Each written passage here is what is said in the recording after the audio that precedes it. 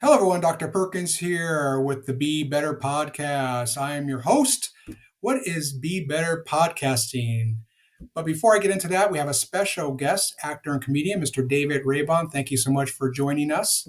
The Be Better podcast is simple. It's a self-improvement podcast, and the goal is to inspire listeners and leave them with knowledge to live and lead at higher levels. It's as simple as that. Mr. Raybon, thank you so much for joining us on MLK Day, January 17th, 2022. How are you doing today? Wonderful. It's a pleasure to be here, Dr. Perkins. It's a nice day, MLK Day, like you said. Holiday. It's always nice to be off on a Monday. Isn't it? Isn't it? And especially for the day of Dr. Martin Luther King Jr., what he's Absolutely. done to impact all of our lives. So, special day. And let's have some fun with this podcast. You ready? Sure. All right. Please tell us, the audience, about yourself. Well, I'm originally from Houston, Texas, where there back in the 80s, 84 to 93, I became a Houston police officer for 10 years, working a lot of crazy jobs like undercover narcotics and stuff like that. And I did that for 10 years, and then I wandered into a parking lot of a comedy club. It was called Spellbinders at the time. Now it's an improv, I believe. And I saw guys on stage just telling these jokes, and I was just so admired, Then I talked to one of them, and they told me the kind of money they made, and I was like, "Are you serious?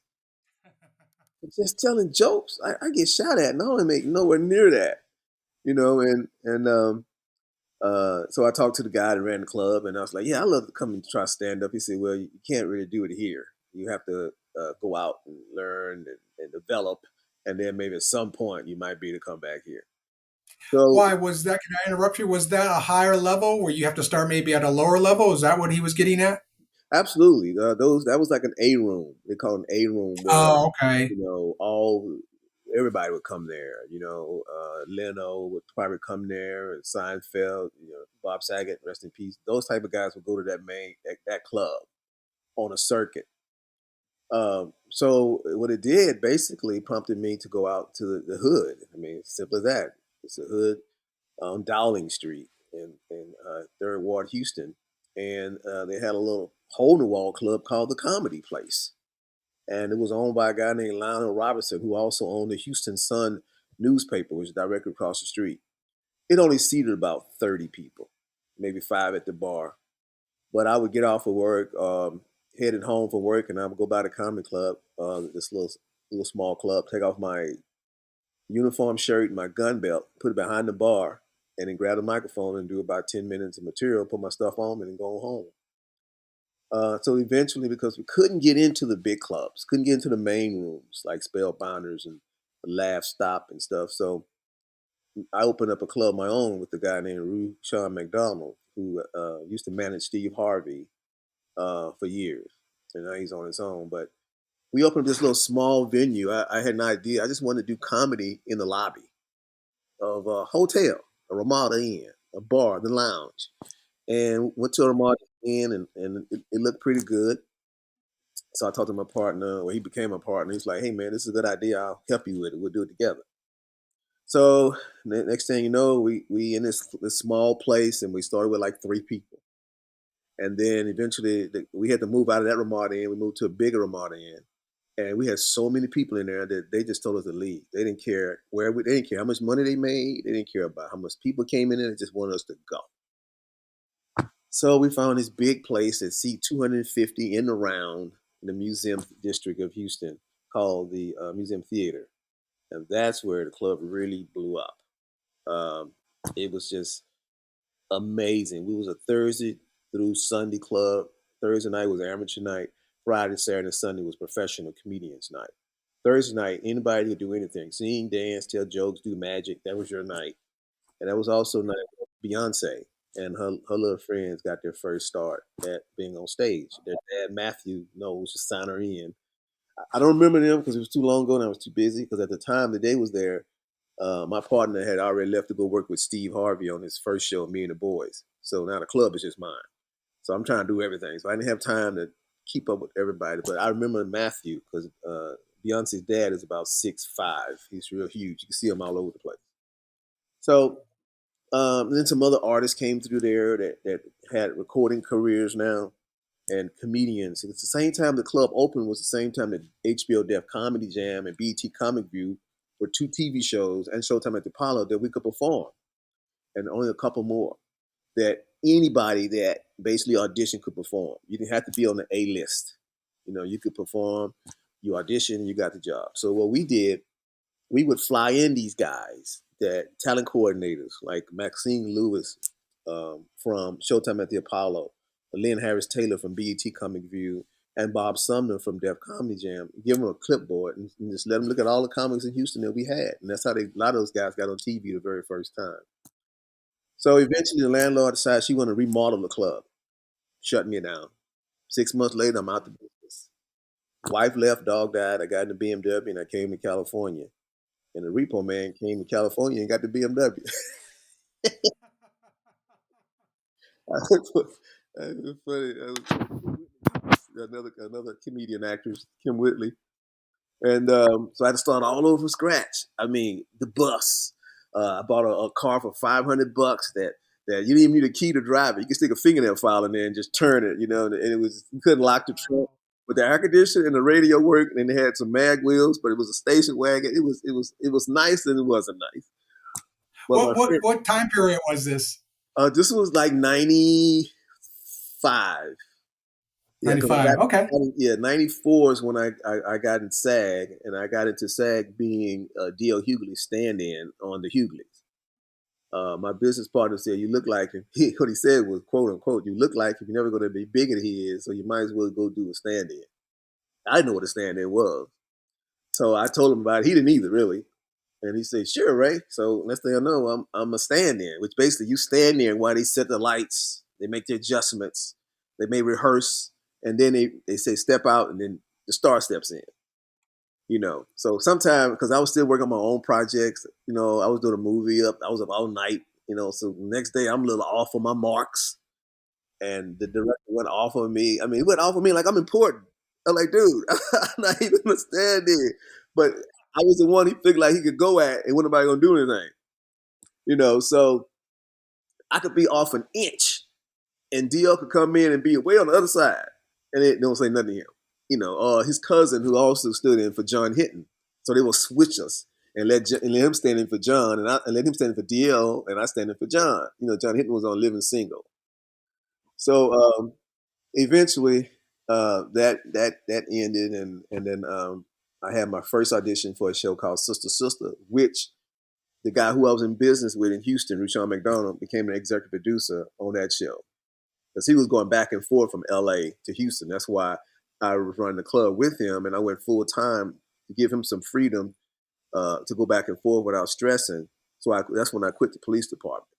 Which sometimes I wonder if that was a good decision, even though I And know you were at the police department for 10 years, is that correct? yeah. And if I could have Okay. transferred out of the danger zone and got into a more easier, laid back job, I probably would have been all right. I could have studied for sergeant and retired a millionaire in my retirement. Like the guys that's in my class, they come see me now. They're rich and they're retired. Here I am out here driving Uber, and subbing and but then I don't know if I would have survived. Because I was in hindsight because I was in a couple bad shootouts. And you just don't know. In hindsight, you can easily say, I wish I would have. But Yeah, I wish I did this. I wish I did that. right. And you never know. Like you just said, I may have not survived. If I Mhm. did, okay, great. But I didn't chase my dream. Then you may have been bummed out with that. I heard this saying that it's more easier to live with failure than to live with regret. So Right. I gotta at least try. And in trying, it's been 30 years. I mean, There you go.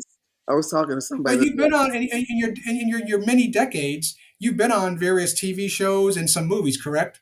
Yes, yes. As far as comedy is concerned, BET was the huge thing. BET Comic View, you know, and they pay us $100, and they ran your TV show set forever on BET. And the reason why they didn't have to follow SAG guidelines because they were a video network. They just shoot videos. So we did that. He did Def Comedy Jam, HBO. Now that was pretty cool. They fly you New York, And to be honest with you, the first time I auditioned for it, I did it in my club. I really wasn't ready, but because I owned the club that I brought the guy in to look at comics, I got to do it, Mhm. and I tanked Oh, okay. It's who you know then. always, always, and I bombed. I bombed so So bad. would that be part of your advice to people trying to come up as far as actors and comedians? Build those relationships, Oh, be absolutely, well prepared. absolutely. It's funny you mentioned that. I don't mean to jump ahead, but uh, a good, you know, comics and actors, we run into each other all the time, whether it's social media or just crossing the street. And I've run into this guy at Royale, for example, and they said, I'm gonna call you. And I went to the barber shop, I'm gonna call you. So anyway, I finally talked to him the other day, and I reached out to him, and he explained to me that there was a time that he was doing so well, had about a $1.6 million house. He was working with another executive producer, showrunner, and they invested in the market, the real estate market. That's when it crashed, lost everything. So I'm talking to him. I said, "So what are you doing?" He said, "Man, I'm writing, man. It's not one day I'm not writing on something." So I was talking to him. I said, like, God, I've written stuff. I have file cabinets stuff I've written, but I didn't have a place to implement it. So I got tired of writing. And then I'm thinking, like, I'm not ready to be behind in the room. I want to be in front of the camera. But I looked in the mirror and said, dude, you're 62 years old. Now, you want to make six figures or you want to still keep chasing that? I got to be in front of the camera dream. So after talking to him, and I had came up with this concept, and it's based on everything this has happened. Uh, when I worked at your school, and the school I'm at now, and when I used to be a police officer. So he said, "Man, that's your show," and he pitched to me an idea for a show for me to write, and it was so real that I felt like it already been done, and Hidden in plain sight, right? Hidden in right. plain sight example. Exactly. I'm going like, dude, that is so. It was a cop. He had rough times as a cop, so he got into a bad shooting. So he eventually moved to Arizona. He just figured he just disappear and lick his wounds, and then he met this person in education who was a doctor in education, and then they got him a substitute job, but even that was hard because the kids they just can't handle the kids. They're driving them nuts and everything, and then something happens at the school. And because what he does, now they love him, and it turns into, he becomes an honorary principal. It's TV, you can make it up. And I'm thinking, like, wow, that's the story. And it's called The That's the Sub. story. The Sub. So now I have to write that. And then I said, so what do There I you do go. now? He said, man, listen, I just call guys that I know. I said, I don't know, you know. I said, I don't know all the guys. He said, yeah, but you know a lot of guys. You can get everybody on social media. So he reached out to Andy Anderson, reached out to Jamie Foxx. And I know these guys. I got them on my social media. I say, you call them up, you reach them out and say, hey, man, listen, I got an idea I want to pitch to you. If they're interested in the pitch, you shoot them a one pager explaining all the stuff in that pitch. Then you ask for them to give you $20,000 so you can sit home and write it with your writing partner for 2 months. Show gets on, gets picked up, you got a job. And I'm thinking like, Can I ask you? I think that's a great. It's telling your story, yeah. and like you said, you may branch off a little with some fictitious stuff, but Mm-hmm, mm-hmm, most of it is your story, mm-hmm. and you do that to just add a little spice to the script. Is that why you kind of branch off and do things that may not be totally true at times? Yeah, you may embellish. It depends on how juicy the story is. You know what I mean? Um, when you're writing your own particular story, you put the truth, the truth, the truth. When someone else looks at it, they start, you should say this, you should say that. You're like, well, that's not the truth, but it sounds good, it sounds funny, and then you figure out, you pick and choose what can you mesh together and use.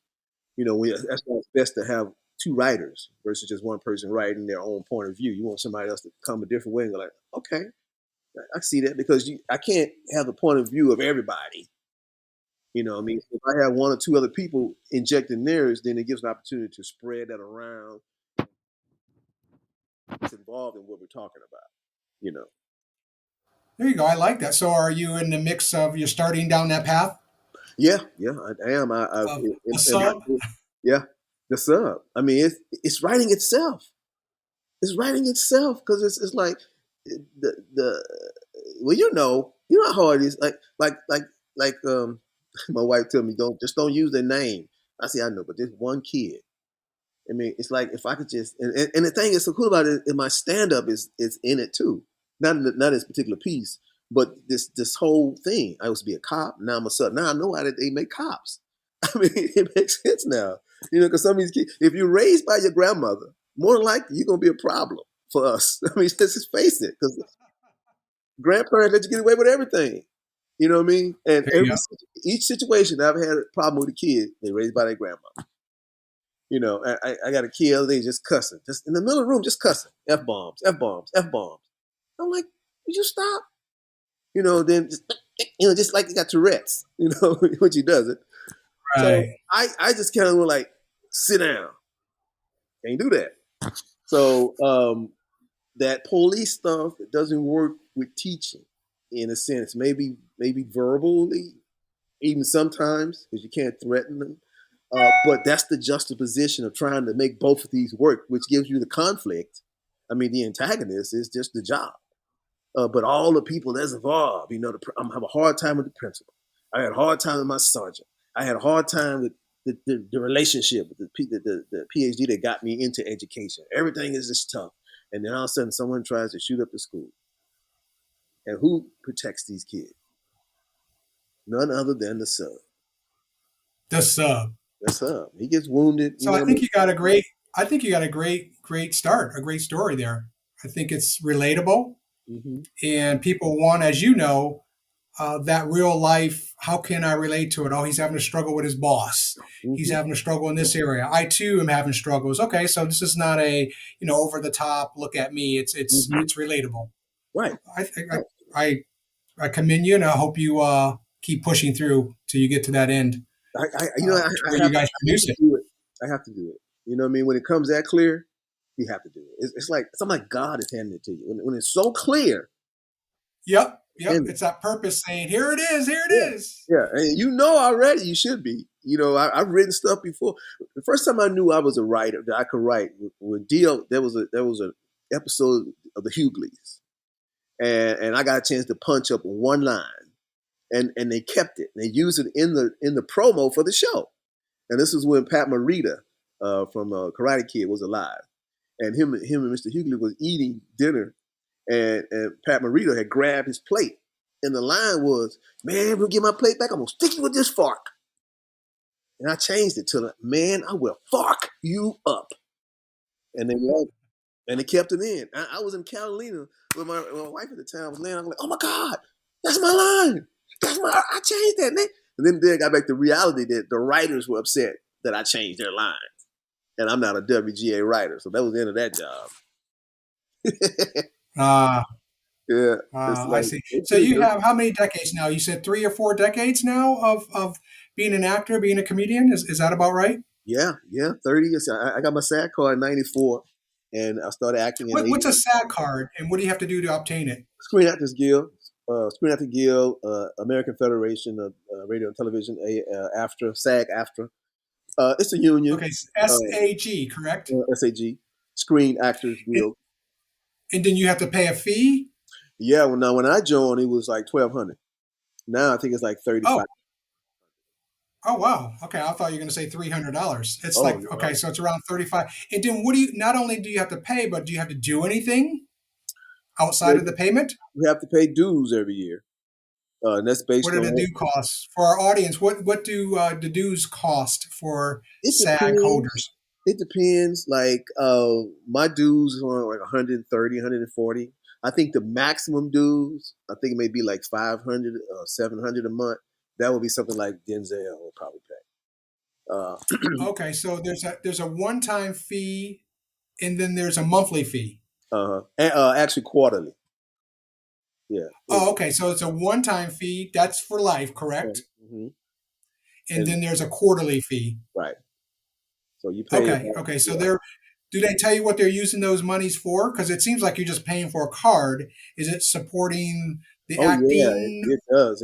It supports. a lot of things. They have the Actors Fund, SAG Okay. Actors Foundation, but like, and I've used it Okay. a couple times when things get tough. You take your bills over there and they pay them. Okay. Yeah, and things like that. And Okay. So it could be used for a variety of things mhm. under that umbrella. Okay. Right. And then we get, whenever new movies come out that's up for a nomination for SAG, and we get a copy of them or a link so we can vote. So you have to have your dues paid or they won't send you those movies. So everybody try to get dues. Some people wait until they call Station 13. That's when you get a job and you have to pay before you work or they'll take it out of that check. Or I try to stay up. I get my little card in the mail. I just like to stay up on it. But sometimes there's been times when I renew and the very next month it was due again.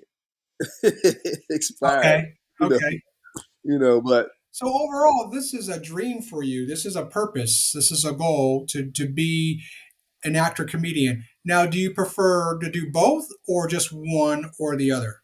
well, I got a stone to acting. I figured, Say right that one more time. I got into stand up as a stepping Mhm. stone to acting. Okay. You Okay. know, um, I didn't know that I was going to be that fun to both of them. You know what I mean? It's stand up. What stand up does, it gives you something instantly that you don't get anything else. You don't get in the police department. You got to wait for the awards banquet. They want to give you a watch or something. Stand up, you get it right there. You say Right something, in you there. laugh. They tell you if you're good or bad. Yeah, and it just feels so good. You know what I mean? We Well, went to a comedy show. go ahead. My wife went to a comedy show the other night. A friend of mine named Talent. They got a place. It's a barbecue place here in Chandler, and the Alley. I think it's called Alley Barbecue, whatever. But packed house, nice crowd. And after hearing him tell jokes, I just like, man, I miss it. I miss it. So I'll be featuring for a comedian named Pierre on next month, 18th and 19th in Chandler, featuring me. And I'm gonna do it. What's the place called again? It's called um it's Chandler Barbecue. I have to get it. I have to get it for you. Okay. Okay. Uh, And you'll be featured there. What dates do you know? yes, Friday, February 18th, 19th. Just two shows each night, Friday and Saturday. I'm working with a comedian named Pierre, who's from BAPS, Def Jam. He's famous for kissing Halle Berry in the movie BAPS. He was the guy in there. Okay. And How to Kiss that's Halle Berry. in Chandler. Uh, And what are the show times? I want to say Alley Barbecue. I think it's called Alley Barbecue. 7 and 9. I want to say 7 and 9 or 7 and 9:30. And it's great because it's like this is the first time on stage in Arizona in golly, I want to say maybe a year or two, even longer. Okay. So you excited? I'm so excited. I don't know what to do. I don't know what to do.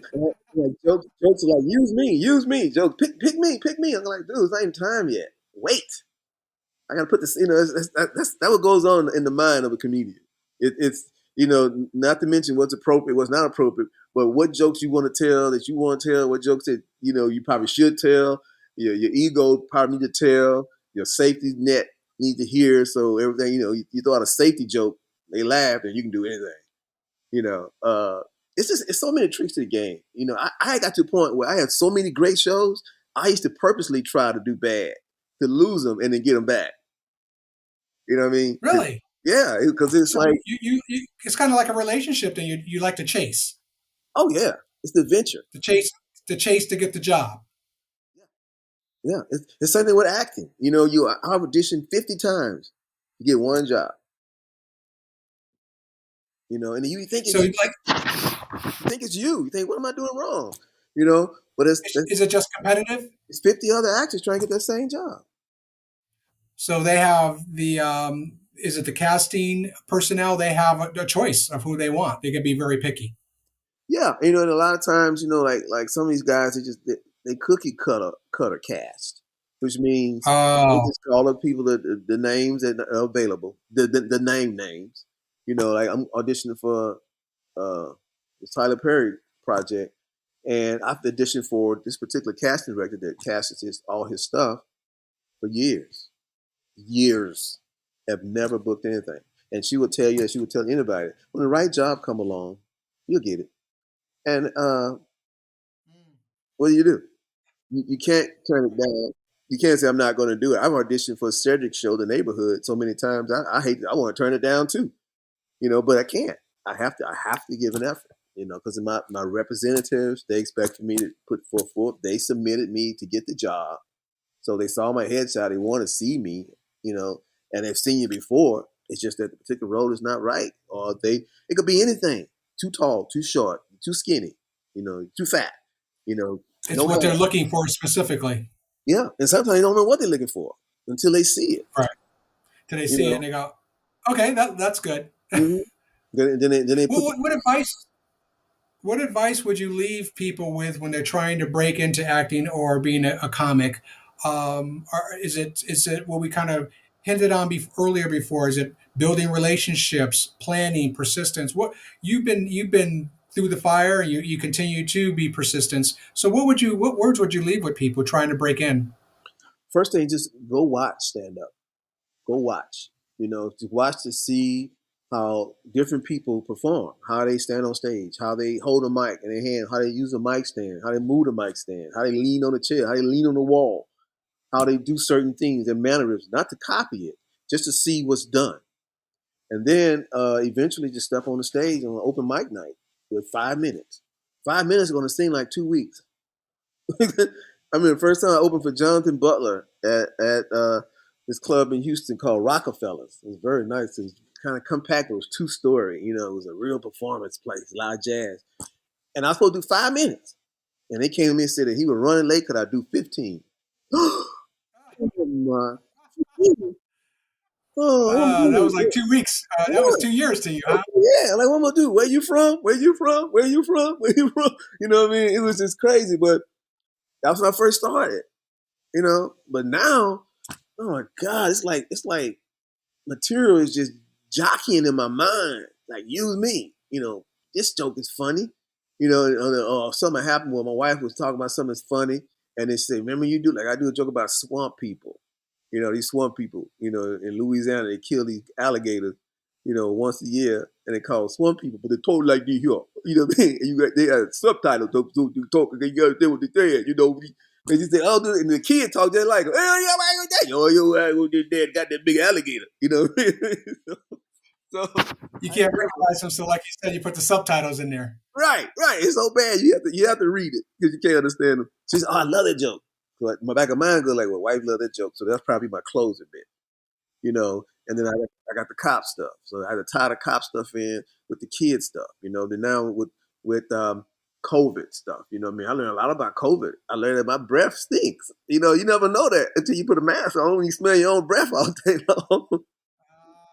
You learn a lot. It wasn't. Hey, listen, I got hacked, yeah, but if it wasn't for getting hacked, I'm hearing from people I had never heard from. Lunel called me the other day. You know what I mean? Like, Lunel, what's up? Another comedian. And it's like everybody's calling, like, "Oh, it's good to hear from you." No, that's not me. I got hacked. Um, it's just everything. It's like everything is a palette. When you in the mode of a comedian. See, this is the dichotomy of not being full time, and you got another job. You can't be in full mode. You can't be in silly content. You got to be professional, and then you got to shift when it's time to be you, and it's hard sometimes. Like I like to be me as a comedian, but if someone hires me to do a bar mitzvah or to do a kid's party, now it's not as much fun. It's a gig now. It's a job because now I got to concentrate on everything I say. Make sure I don't say a bad word. Make sure I don't do this. You know what I mean? Whereas at a club, I mean, Dave Chappelle is the epitome of what is meant to be a First Amendment comedian. He can talk about anything and everything. He can offend you, and he's gonna be fine because, as I tell people, he's made. He's made. Not only made like in Soprano sense, made so much money that you can't touch it. If you try to force him, he's gonna do something else in the corner somewhere, and it's gonna pack. He's gonna put it on Netflix and make a grip. So you can't do that. He can talk about anything that we want to talk about, but scared. Right. You know what I mean? I may get ostracized. It may not be like, for example, there's a club here in Tucson where basically how I met my wife. because I had met her before doing a gig in Mesa like 14 years ago. And then a club in Tucson had a cancellation. I got the email and I wound up getting the headline. And she actually met me at the airport, drove me to the venue, and we stayed together. And we've been together and we got married and been together ever since. But I can't get back in that room. I can't get back in that club. And I even asked them, it's because of my Donald Trump jokes. And they said, Yeah, what did they no. say? They said, no, it's not. No. Well, what is it then? And it's always packed. But I know, I mean, this is the heart of Trump land. So I know that's what it is. You know what I mean? But it's all comedy. But all it takes is one person to go like, it could be the manager, it could be the brother of the owner of the club. I don't like that dude. He can't come back no more. Instead of you just telling me Wow. that, instead of just saying that to So, so, me, so so they never told you. You went oh, from headliner to not even be able to get back there, now you and get they back. never told you why. He never told me why. And I've talked to him, and I'm thinking about just driving to Tucson on a Friday and just sit there and go like, what is the problem? Can we just go in the room and work this out, or go outside and work this Did you out? feel during that headlining session? Did you feel good about your comedy, or did you feel bad about it Well, there at that when you were particular. headlining? Oh yeah. Yeah, did you feel like you did a great job? Oh man, are you kidding me? I let the Okay, audience so determine. You know what I mean? If they clapping and hollering and having a good time, then I've been doing this so long. I know. I don't. I didn't get booed. I didn't get heckled. You know, okay, and you felt good about your set, so you're yeah, like, okay, I'm not sure why they're not bringing me back. So it's kind of a fickle business. You're saying very. basically, you can have your highs and lows, and sometimes those highs and lows are on the same day, the same week, Hmm. or you can have a year or two of highs and then boom, like your buddy did, and lose everything. Yeah, I mean, I was out of acting 8 years. I couldn't get arrested What? in a casting office. I could call the police on Wow, me and they wouldn't come. And then I picked up a guy in my Uber, and he happened to own his own management company. He gave me a reading. I read for him. He signed me. I had 4 auditions right away, and I booked 3 of them. After wow. eight When you say years, you booked, that means you got I the got part. hired. That was How to Get Away with Murder. How to Get Away with Murder. ABC, Viola Davis's series. Snowfall, which was a FX series about the drug abuse in this country, and uh, Ballers with The Rock. Those 3 shows and they're like, well, wow, what have you been doing? I'm like, what have y'all been doing? I've been auditioning, and then I gave up and I just started driving Uber. You know what I mean? Wow, wow. No I have to class. say, what's that? I said no classes, no nothing, no auditioning, no reading scripts. Then I pick them up and I sign, I get it, and I read it, and I get these auditions, and it was the other one was Survivor's Remorse, and I didn't get that one. Ironically, the same casting director that cast all the Tyler Perry stuff, the one I'm reading for today, that hadn't booked nothing. She also was the casting director for this show that Isaiah Washington actually got the role for, and I was thinking like, they ain't even in. I had 4 auditions. The one I didn't get was the one that I've never booked from this particular casting director The because she casting called directors, names.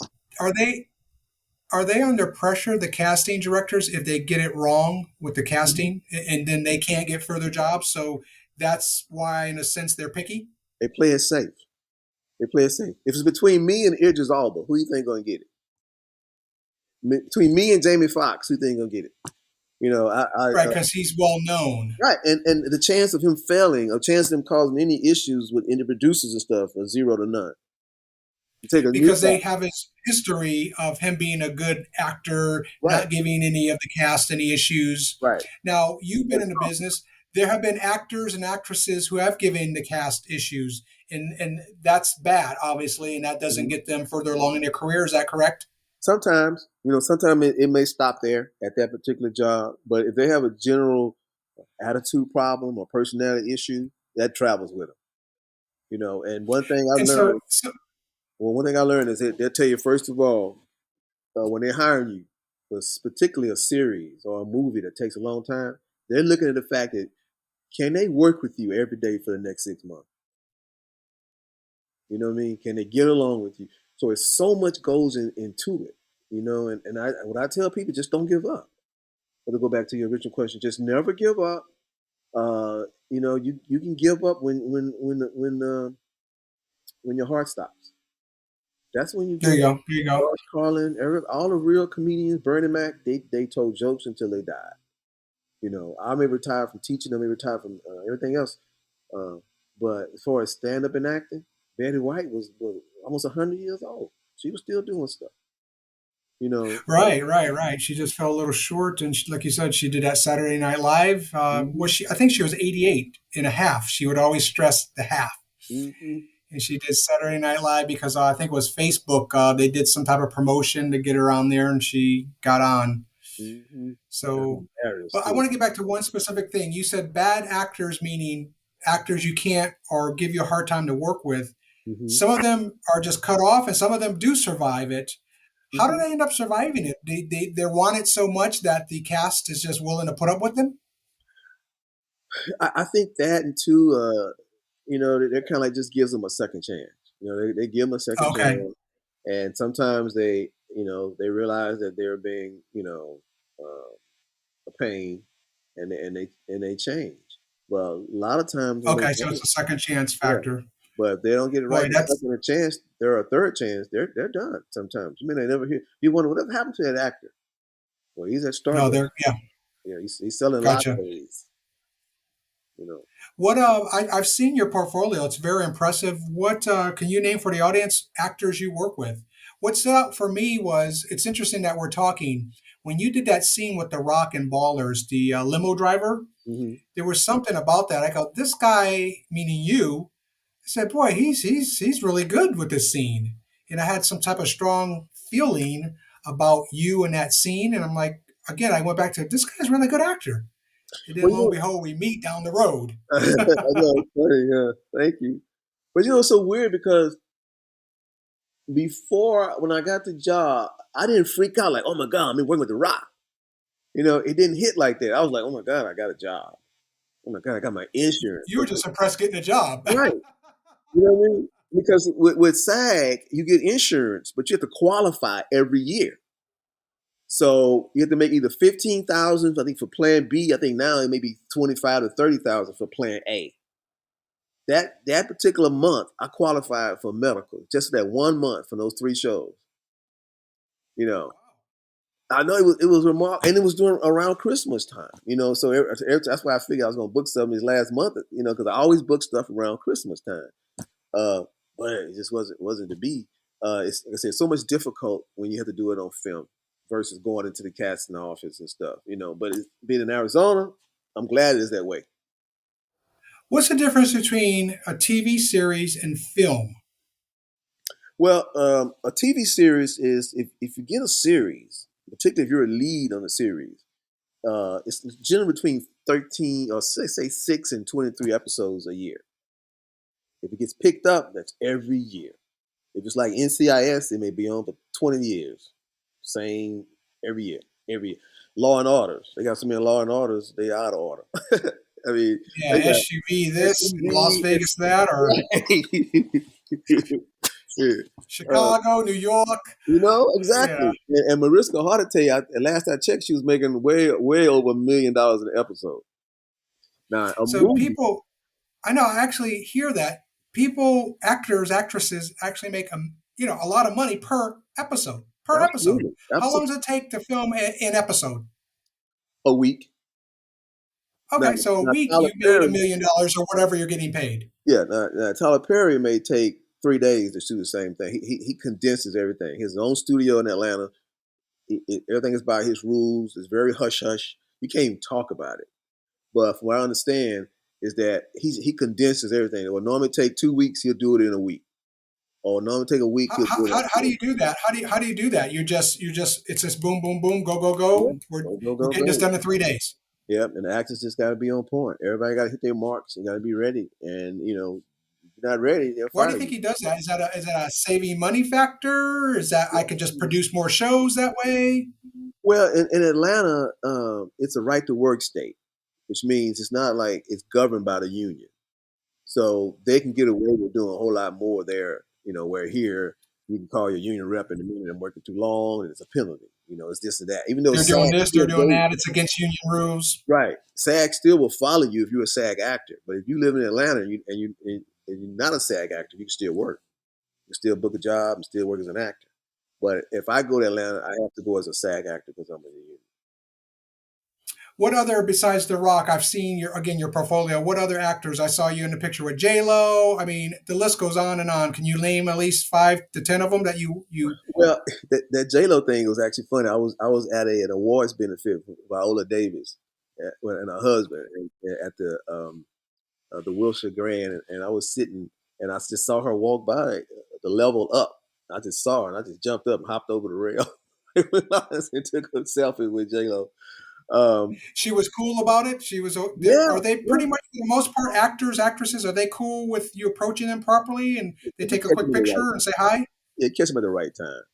I met Okay. Halle Berry. It was Halle Berry was at she has this foundation for abused women, and there I go again. I was with Viola and her husband, and they had donated a room, and I think my ex we had donated a TV for that particular room, and Halle was there. So then it's a different situation versus like take a picture with her there versus taking a picture of her on the red carpet. And everybody yelling, Hallie, Hallie, here, Hallie, Hallie. See, it has to be easy for them. It's not going to cause any problem, and it's all a part of the foundation. Bringing awareness to domestic violence and stuff. So, she was being real gracious. And it was a good move for J Lo because it was like a party. Everybody was dressed up nice. But I'm trying to figure out who. It's so funny. Anthony Paglia. Anthony Paglia was from Without a Trace. He's a very good actor, brother's actor also. I enjoy working with him. Marla Gibbs from the original Jeffersons back in the Okay. day. It was fun working with her. Golly, DL Hughley. Who else I worked with? It's so funny too. I had to look at my resume to see who. Oh, Michael Chiklis on the Shield. That was fun. I did 4 episodes of that show. He's a bald headed guy. He played Daddy-O. So it was neat to see him play a more serious role. And that was based on Rampart, which was the police department subdivision that had all the corruption going on there. Uh, who else? Golly, I know it's more because I've not starred in any of these shows. I'm only guest star or co-star, so the main stars. Okay. Um, So a TV series is like you said, a series, and it films up to so many weeks. mhm. And then how long does it take for that to come out? Like, do you film in the spring and then it comes out in the summer? It depends on the production. Usually, Okay, on the yeah, production. yeah. If a show starts in say September, then they'll probably start filming in like July, August, and then they'll start adding. Okay. And then you wait for it to get picked up. Get picked up for another season. So okay, so do you film? I'm just guessing 9 episodes, and then they show those nine if it gets picked up, or do you film like the goal is to film nine, but you've already filmed five, and they start showing those first five while you're filming six, seven, eight, nine? Yeah, it could Is go it either like way. that? Yeah, it could go either way. Okay, could go either way. Okay, okay. And then what is it like on a set, be it a TV series or a movie series? What does the day look like? You get up at 5 a.m. and you start doing your acting thing. How Well, do they walk you through a day? sure. Now, movies a little bit different. If it's on location, which means it says in L.A. or Arizona, then you get a call time.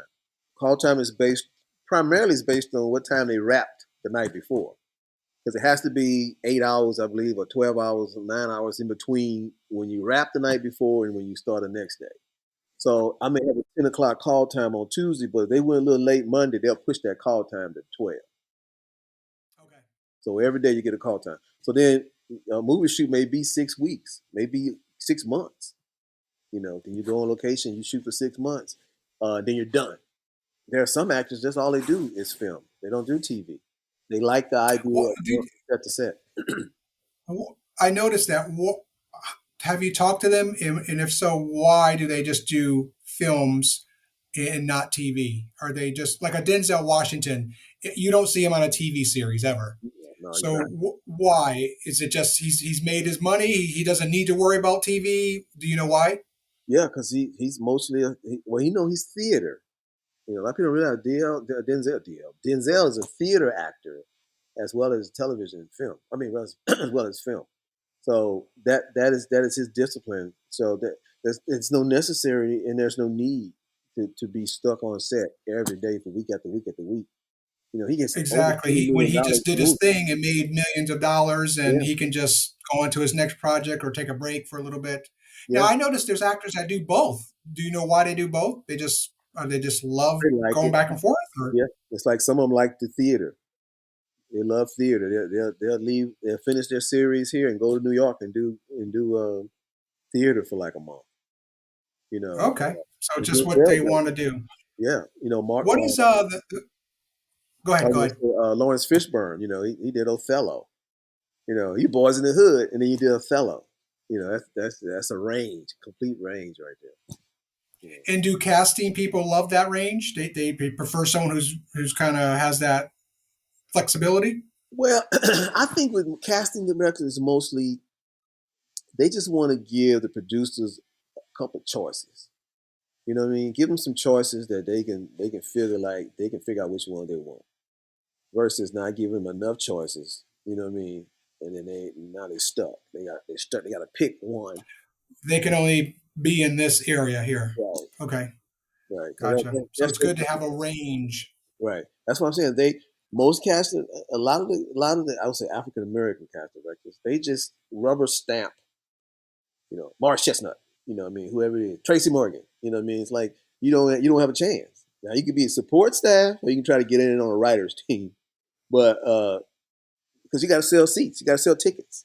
Star sells tickets. Ah, so it's hard for the new people, the unknowns, to come up. You gotta somehow break through that once or twice, get that Hmm. name going and a likability going, and then maybe you get another one, and then it grows like a snowball. And see, things have completely the game of comedy completely changed since the internet, since like TikTok and Instagram, because a lot of cats are out there putting content on YouTube and stuff and getting like 150,000 hits.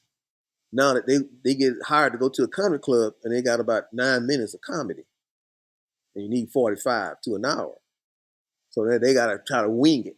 And because they've gotten so popular online that the money is there, but the material and the depth isn't there yet.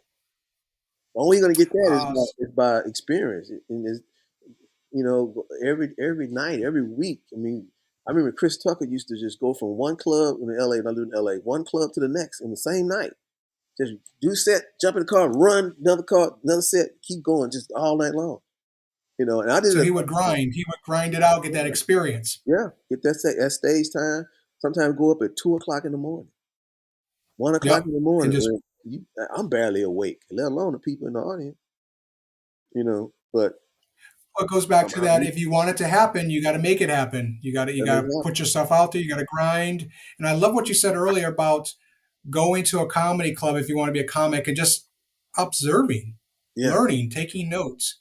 I do that when I am doing my content with my videos and my writing. One of the things, amazingly, that people that I check out, group of people that I check out, are comedians. Hmm.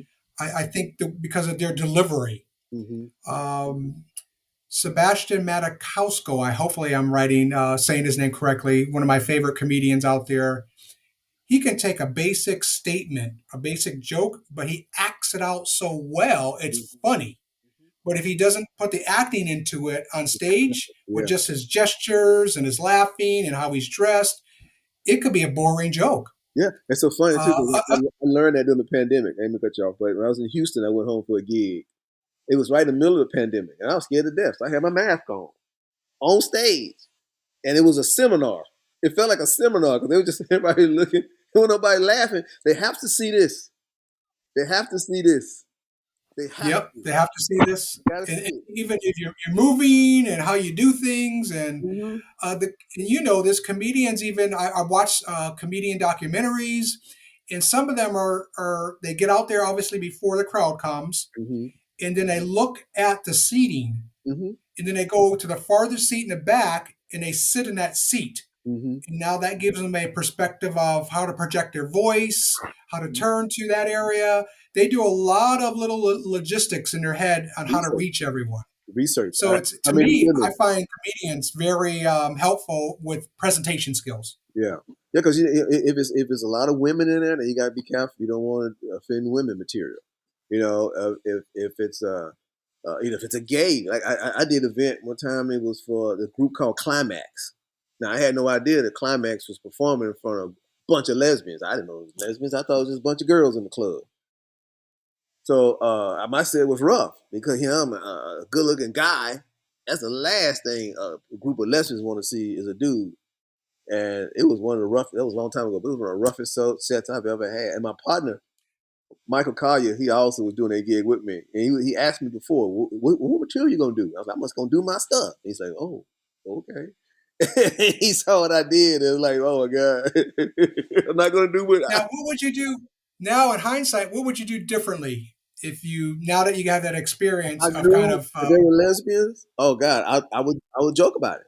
I would joke about it, but it would be leaning to elevate them and not attack yes, or ridicule them. You know what I mean? It'd be stuff okay, like, I understand why you lesbian.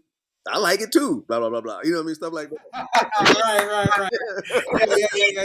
that. There you go. You So going along with their thinking, you their better. yeah, You gotcha. better. Don't Relating to fight it. them. Don't fight it. And like I learned from J. Anthony Brown a long time. You don't have to win every time. Let the There audience you win. go. The guy in the front row is about 290 and he angry, and you just said something that he don't like. Back up, back off, give him some love. Make the audience give him some love. Because if you try to win all the time, you might not make it home. You know. There you go. Perfectly said. I use that what you just said. Don't you can't win everything. I use that in leadership too. You got to Mhm. give the other people some victories. You Right, can't win them all. If you're winning 70, 80%, that's good. right. If you're winning 100%, that's not good because the people need to have victories too. Yeah, they need to have them So to. They very got to feel like they don't mind being a part of the show, but you can't make them the brunt of the joke and embarrass them without giving them something back.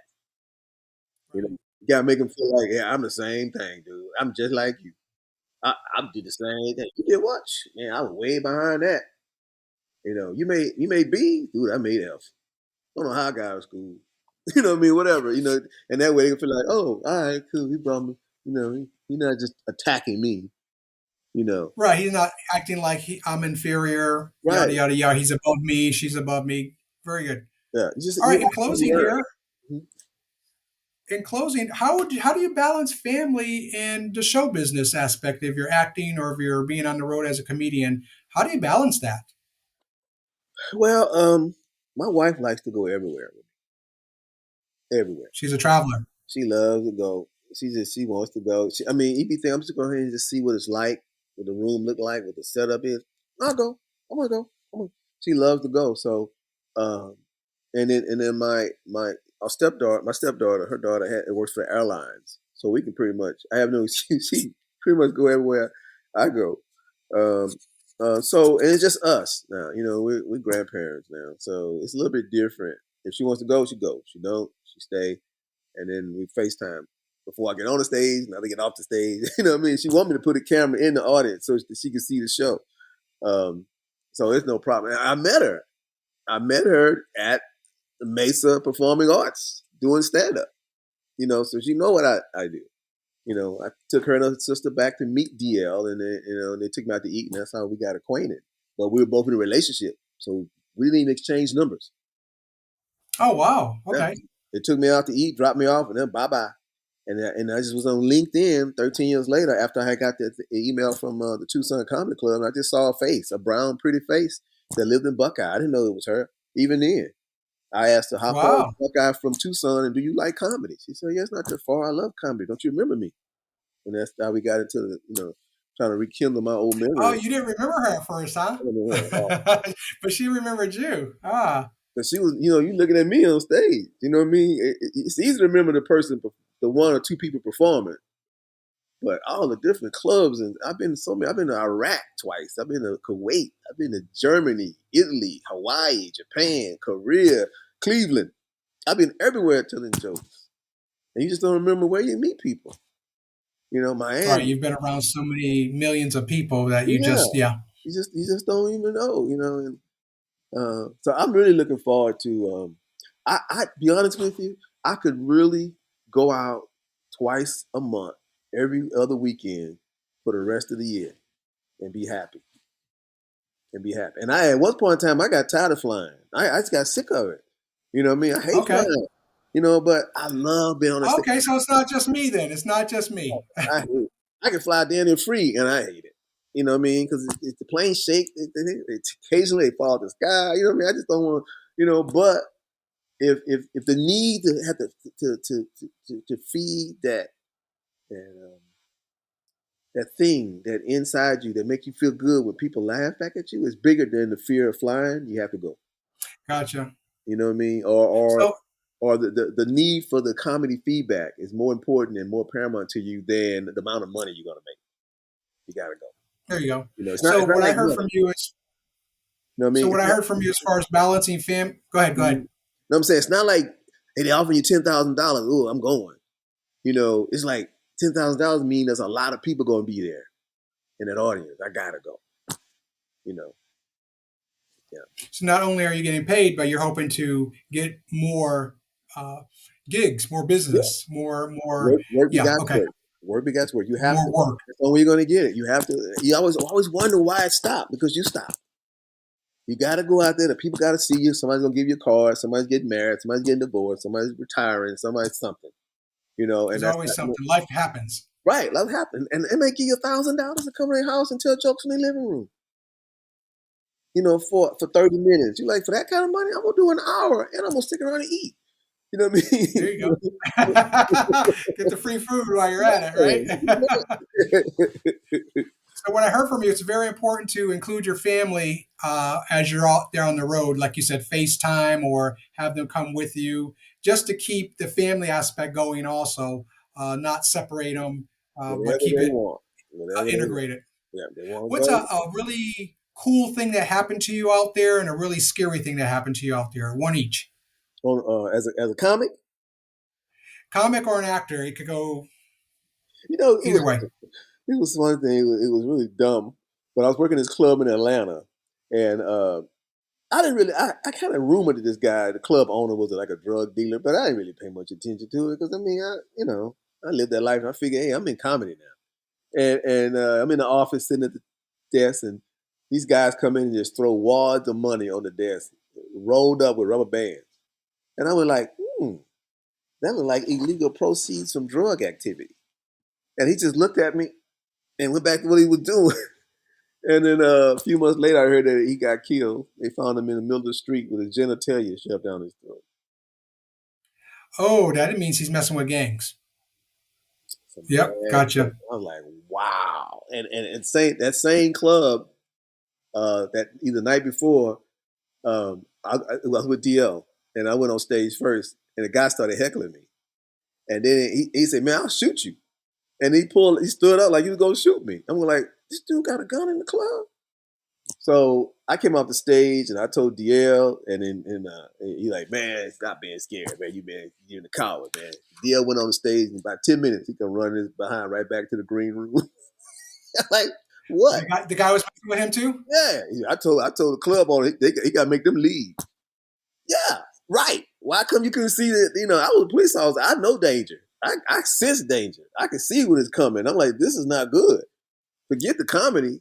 You got a whole crew over it. And the guy said, he said, that's my gangster killer. That's Sunday night is gangster killer night. They spend thousands of dollars. They spend thousands of dollars at my expense. No, dog. And then he wound up So that being, was the scariest thing. What was the coolest thing? the coolest thing, it's so funny. I can only think about when I delivered a baby as a cop. I can't think of nothing topping that. But as an actor, you know what I mean? Because as an actor, Uh, delivering that baby was a gamut of Delivering a emotion. baby. Yeah, yeah. You getting caught, you not knowing to doing it, and then you wind up doing it, and then you crying because you did it. It was weird. They named him after me. Now I'm still Facebook friends with this kid. Now he got 3 kids of his own. It just keeps growing. You know what I mean? But So that you're the was, first one he encountered. You touched. You touched yeah, him. You're the first one to touch him. yeah. That's And pretty cool. And then they you named guys him kind after me. of keep in touch. Yeah, we stay in touch. Wow. I stay in touch with his mom, grandmom, all of them. Um, but acting wise, I tell you, probably I don't know. When I went to, I did this movie called Strange Fruit. The guy Kyle Schickner directed that, and Belinda Tolbert, who was Jenny from the Jeffersons, played my mom, and that was kind of cool because I was the lead, and it was fun. It was in Louisiana, and it was one of those emotional type scenes, and I remember Marla Gibbs. I mean, not Marla. Um, Jenny. Belinda told me. She says, "You know what? They all actually so funny. Every actor I work with, not everyone, most of them have said the same thing. You're gonna work a lot in this town. Anthony Pogler, you're gonna work a lot in this town. You know, uh, um, um, um, this guy, he was an officer of a gentleman. He played Wookie. He had the white hair. He's real dark. Cannot think of his name right now. But he was my first acting coach. In a few years, you're gonna have $1 million. And I found out he tells everybody that, and none of us have $1 million. God, his name on tip of my tongue. But just experience all the new experiences. Without a trace, I had the best trailer I've ever had in my life. And I thought I was in the wrong trailer. It's like, no, you did such a good job yesterday. We thought we'd give you a nicer trailer today. When I finished, I stayed in the trailer for like 3 hours after it was over because everything was gold. There They you go. gold plated everything in this trailer, man. You know, so it's That's been a awesome. wonderful Awesome. ride. It's been a great ride. I'm looking forward to the next chapter. Awesome. Awesome. What final question? What are your future plans and goals? You kind of said you really want to take off. So what does that look like to you? What does that look like to you? Just getting back on the stand up stage, getting in front of large audiences, and hopefully getting to a point where I don't necessarily have to audition so much. They just call me on the phone and say, "We got a script for you. Read it. Let me know what you think about it." And then I like it, and then I'm doing it. I would love to go from movie set to movie set, and then on the weekends when I'm in the town that I'm working on the movie, find a local club or a bar and go tell jokes. I could be happy with that. Yeah. And then when I'm done, I'm done. I come home, relax, and not have to worry about, you know, bills, having to go to work in the morning. Just sit back and wait for the next project, and Right. that's it. Well, I continue on the path, as you know, keep grinding. I think you're very talented. Thank you so much for joining me. How can people contact you if they want to get a hold of you? Sure. On Facebook, David Raibon, Raibon. On Instagram, it's the David Raibon because I was hacked, and also on Twitter, it's D Raybon. Um, and that's where you can find me. Awesome, awesome. Well, thank you so much again for joining me on the Be Better podcast. This episode will be called Be Better with Mr. David Raybon, actor and comedian. And good luck to you out there. We will talk to you soon. Thank you, Dr. Perkins. I appreciate it. Thank you very much. All right. Talk to you soon. I